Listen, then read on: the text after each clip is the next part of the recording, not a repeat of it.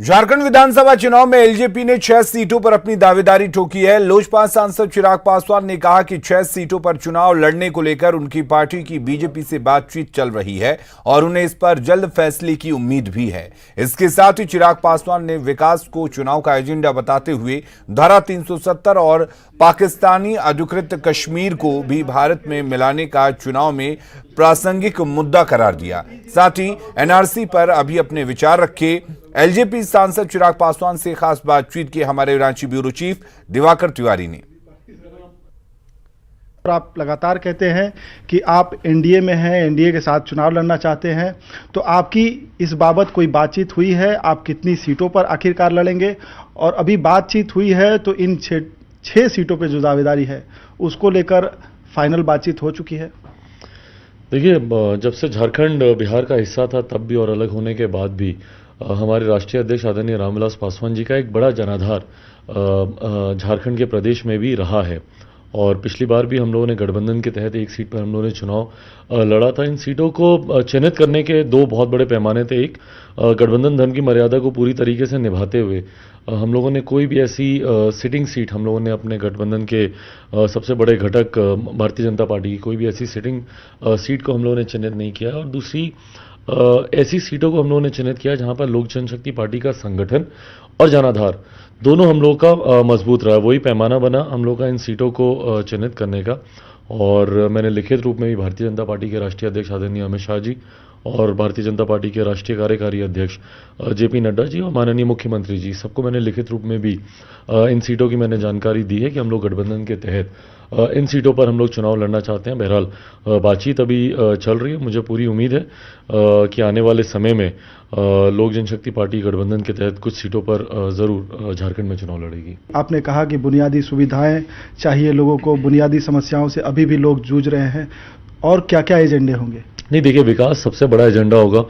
और जैसा मैंने कहा, और आप मेरा कोई भी भाषण आप मेरा देख लें, भले वो लोकसभा चुनाव के हो, विधानसभा चुनाव के हो, प्राथमिकता मैंने खुद अपने जमुई लोकसभा में सारी चीज़ों से उठकर प्राथमिकता मैंने सिर्फ और सिर्फ विकास को दिया, विकास के कार्यों को दिया। और हर बार की तरह इस बार भी एजेंडा डेफिनेटली विकास होगा। और जनप्रतिनिधियों का लापरवाही नज़रिया बोलिए या उदासीनता बोलिए उनकी विकास के कार्य को लेकर, खैर जो भी कारण रहा हो यहाँ पर, बट इन क्षेत्रों में खासतौर पर जहाँ पर लोक जनशक्ति पार्टी ने जिन क्षेत्रों को चिन्हित किया वहाँ पर ज़रूर हम लोगों ने इन कार्यों का अभाव देखा। और डेफिनेटली वही हम लोग का एजेंडा भी, और यही अपने भाषण से मैं कहता भी हूँ। आपने कहा कि पीओके पर अगर किसी का हक है तो सिर्फ और सिर्फ भारत का है, तो इन मुद्दों पर चर्चा करने की ज़रूरत क्या होती है? ये प्रासंगिक है झारखंड के चुनाव में, और अगर ये प्रासंगिक हैं तो विकास के मुद्दों के साथ ये मुद्दे चलेंगे और इन मुद्दों पर आप चुनाव लड़ेंगे?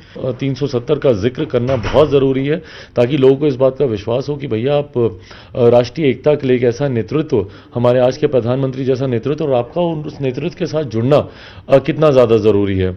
और साथ ही साथ पीओके डेफिनेटली ये हम लोग के एजेंडे में है।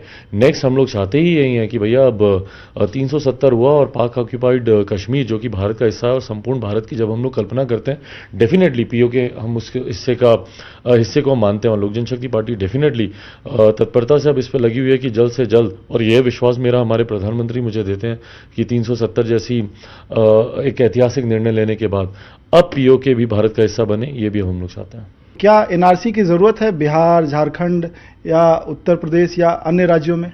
देखिए, मैं राज्य चिन्हित नहीं करूंगा। उस राज्य का नेतृत्व मुझे लगता है ज़्यादा बेहतर इसके ऊपर सर्वे करके वो ज़्यादा बेहतर बता सकते हैं कि किन राज्यों में एनआरसी की ज़रूरत है। लोक जनशक्ति पार्टी हमेशा इस बात की भी पक्षधर रही है कि घुसपैठियों को चिन्हित करते हुए कभी भी हमारे देश के जो मूल निवासी हैं, हमारे देश के जो सिटीजन्स हैं, उनके साथ कहीं पर भी कोई मतभेद नहीं होना चाहिए, उनके साथ कहीं पर भी कोई गलत कार्रवाई नहीं होनी चाहिए। इसके लिए भी लोक जनशक्ति पार्टी ने निरंतर हमारी केंद्र की सरकार और कंसर्न अथॉरिटीज़ के समक्ष हम लोगों ने अपनी बातों को रखा है कि जो भी सर्वे आप कराएं या जो भी स्क्रूटनी हो वो इतनी स्ट्रांग होनी चाहिए, इतनी सटीक होनी चाहिए कि उसमें किसी देशवासी को नुकसान ना हो। कैमरामैन अमित के साथ दिवाकर तिवारी, न्यूज़ 18 रांची।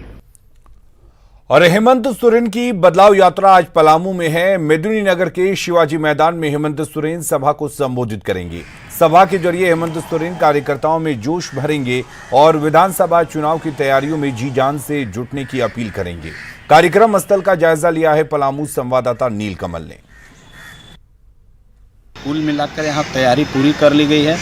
आप दाईं ओर देख सकते हैं कि ये मंच है, मंच पूरी तरह से बनकर तैयार है और अब से थोड़ी देर बाद ही इस कार्यक्रम में वो हेमंत सोरेन पहुंचेंगे और कार्यक्रम की शुरुआत होगी। बाईं ओर देख सकते हैं कि जो कुर्सियां हैं पूरी लगी हुई है, सभी तैयारी हो गई है और जो आगामी विधानसभा चुनाव है उसको लेकर के कहीं ना कहीं पलामू में जो जेएमएम कार्यकर्ता हैं उनमें जोश भरा जाएगा। नीलकमल, न्यूज़ 18 पलामू।